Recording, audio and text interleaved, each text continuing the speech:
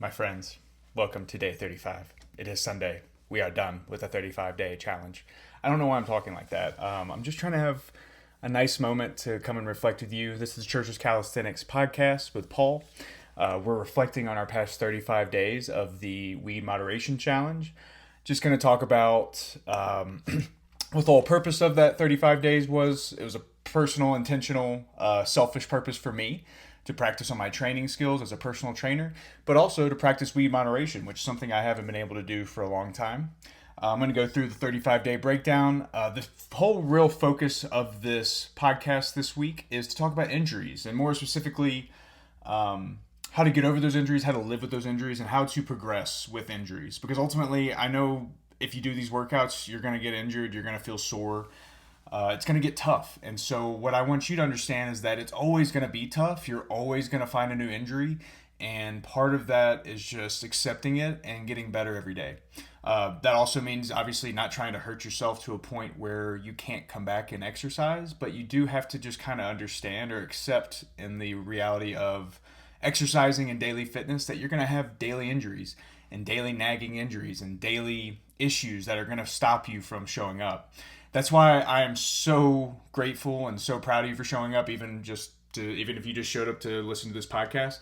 It is the hardest part. Showing up is quite literally the hardest part. Getting there, all the steps in between of starting your process, your fitness journey, your meal prep journey, wherever you're at in your journey to get better and feel better. Presence and being present is the most difficult part. So I'm proud of you. I'm just overjoyed that you're cultivating that presence within yourself. I'm still having to work on it. I'm still having to really hone it in. But that is what keeps me coming back, is that knowing that I showed up and I'm going to get the most out of myself today. Just a few stats to go through our first 35 days. Like I said, this first 35 days is about weed moderation, really figuring out if we can tone down our drug use and really start putting an effort into being sober just a few days a week. It's not the true essence of sobriety, like completely ridding ourselves of it. We're practicing moderation. In my 35 days, I took 24 of those days completely off of weed. Honestly, I have to pat myself on the back. This is the best I've ever done, probably in my 10 years of on and off smoking. As far as committing to not touching it, but also allowing myself to participate in it a few days a week. So I would usually take Sunday through about Friday at 5 p.m. off, and then once 5 p.m. on Friday hit, I would partake. I would partake all the way through Saturday evening, and I would stop again Monday or Sunday morning. So Saturday evening would be my last session, and so I would stay sober about 5 days a week. I would say 5 full days, maybe 5.5 days total. This Sunday, I'm going to give myself a little treat and smoke at the end of the evening, just as a thank you to myself for participating and finishing this challenge. It did take a lot of me at first, the first couple weeks, because I hadn't slept without using weed for a few years. So that was really difficult, was just being able to let my mind shut down, starting to have dreams again. I haven't dreamt pretty regularly in the past probably 4 to 5 years. So having vivid dreams again has been a little overwhelming, but it's been super rewarding. I don't look into the dreams. I don't let them grip my imagination or my presence. I just take them for what they are and move on with life. And a lot of times your dreams are going to have some key karmic issues you may have. They're obviously worth looking into, worth really investigating, but I wouldn't say I'm not hyper-focused on what the dreams mean or trying to find a greater meaning behind them. I more so just accept them and I live with dreaming again. But yeah, 24 days of no weed, 11 days with weed. I gave myself an extra Thursday. I took some vacation for work on a Friday, so I partook a Thursday evening as well during this whole challenge. Not ashamed of it at all. I was super proud of just being able to really just be able to wait to smoke until the evening. Because even on those 11 days I smoked, I only smoked before 5 p.m. on 3 of those 11 days, which I'm super proud of, just grateful that I even had the discipline and the moderation to wait on those days. Part of that too was during that 35 days, we picked up some injuries. I had a really tight left hamstring. I'm pretty sure due to how I sequenced some of my workouts. So I was making sure to try to alternate my legs a little bit more, depending on if we were doing our cardio or our leg workout. But really trying to focus on bringing that symmetry to our exercises. So when I did feel tightness in my hamstring, maybe my left one specifically, really focusing on loosening it up with other exercises, maybe some V-sit leg lifts to help with the abductor. And that's really going to be the next phase of this challenge. The next phase of the challenge, I'm going to call it the anger challenge, because I've realized sobering up a little bit and practicing moderation. The 5 days a week that I'm practicing moderation, I have a huge anger problem. And obviously it's a direct connection to my addiction. When I don't have my drug of choice, my brain goes into very irrational places, and that is just a personal issue that I've always had, even before weed, and now obviously I'm having to deal with it as a about to be 32-year-old adult who hasn't really managed his anger well. And this past 5 weeks has been an incredible test of that. Even just the past 2 weeks, I've been able to handle it so much better. But what I really want to focus my next challenge on is really using the exercises, channeling that inner vision, channeling that inner presence to help you control your anger, and maybe not even control it. Let it out in these exercises. Let out the aggression and your animalistic instincts doing animalistic stuff. I think a big problem I have is I take a lot of pride in my work. I work a 9 to 5. I'm an accountant. And working a 9 to 5, a lot of times there's just things outside of my control that ultimately still get put onto me as my problem, even though they are completely out of my control. And a big part of me sobering up this past month, or not sobering up, but practicing moderation, is that in those times when those problems get forced to me and I don't have any control, all I have is anger to really come out of me. And so a big part of this week is just, or a big part of this whole challenge is just accepting that the world is the way it is. You are the way you are. And it's really hard to come to that moment of, just self-assurance and knowing like everything's going to be okay. But that's been a big part of my journey. It's just more stepping back, really figuring out what my anger is really pent up in. Obviously, it's a lot of times it just comes from a lack of control. If I can't control the situation, if I can't push the situation forward, if I can't get somebody to do their job, whatever it may be, I have to just accept that and move on with my life. Keep doing things that are productive to my job, my life, whatever it may be.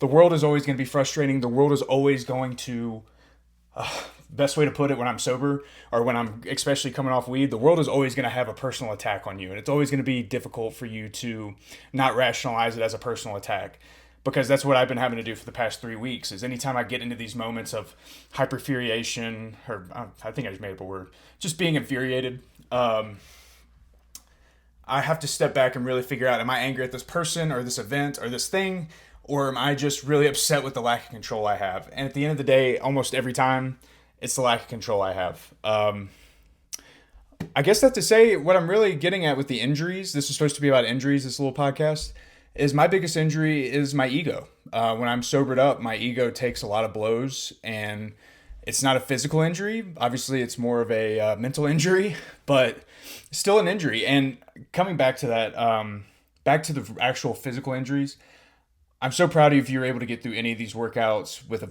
semi-terrible injury, small one, whatever it may be, a hamstring pull, ankle rolled. I did a few, probably 4 or 5 of these workouts with like a slight strain, but nothing that really prevented me from performing the exercises effectively.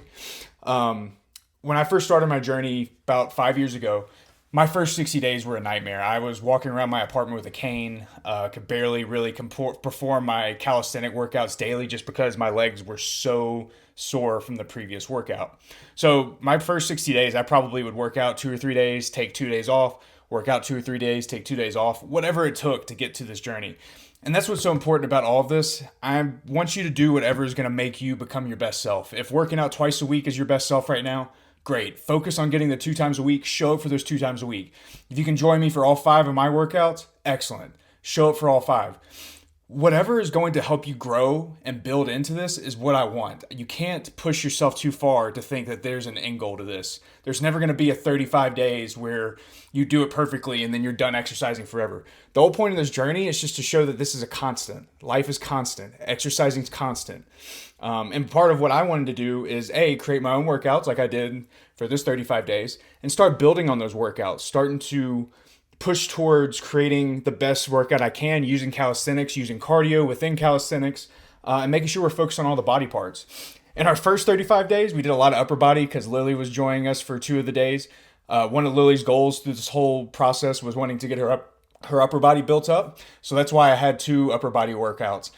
I'm probably going to either add another leg workout or replace one of the upper bodies. We'll see. I'm going to give myself a week. I'm going to take a week off from now. just to really reassess the workouts, change them up a little bit. I might make them a little bit harder. I might make them easier. I'm not sure yet. But I'm asking more out of myself as a trainer. What can I make better about the workouts? How can I get better as a being just stretching, daily, weekly stretching? And also, what can I do just to make sure that we're constantly growing, progressing, moving on, asking more of ourselves? By all means, please leave comments. Tell me what you love about the workouts. Tell me what you don't like. If you really don't like an exercise and it kind of makes everything more difficult, tell me about it. I'm open to criticism. I have to be able to take criticism because ultimately I'm a novice trainer in the grand scheme of this, and I'm trying to build those skills, build that trust with you to become a experienced trainer. This is supposed to be about injuries, and I've said barely anything. I always like to mention my blood clot in my right calf. That was one of my biggest injuries that hinders me. Same thing with that. It took me almost 2 years to really build that calf and allow that blood flow to really become livable. After 2 years of working out, I never knew if my calf was going to get better. I never knew if it was never going to stop feeling like a constant calf strain. But through discipline, perseverance, and just patience, it has become almost a non-factor to my exercise life. Yes, I do feel it. When I try to run, I definitely feel a blood clot in my calf. If I do a lot of cardio exercises, yes, I will feel my blood clot in my calf. But overall, it's just something biggest part of this whole experience is just understanding that I live with it now. It's not a weakness, it's a strength. Even though it hinders me and it causes me issue, it is a strength. It makes me understand what I have to ask of myself to be more, to become more, and to develop my body. All that to say, even having a blood clot in my leg, my calf still looks incredible now. It's defined, has muscle definition. It's just still a little bit bigger than my not blood clot calf.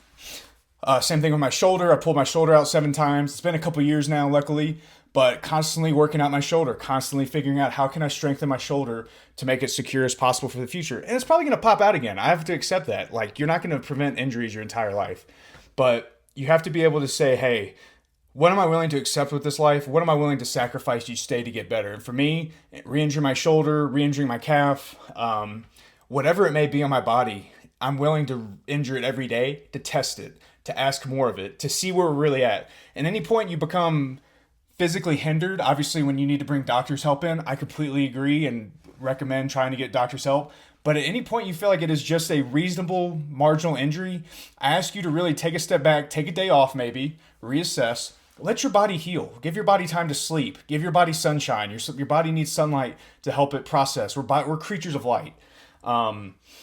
I'll go into detail about that another time, but I do believe that we are creatures of light. Our cells within themselves are constantly using light and light energy, just like a plant, to create who we are.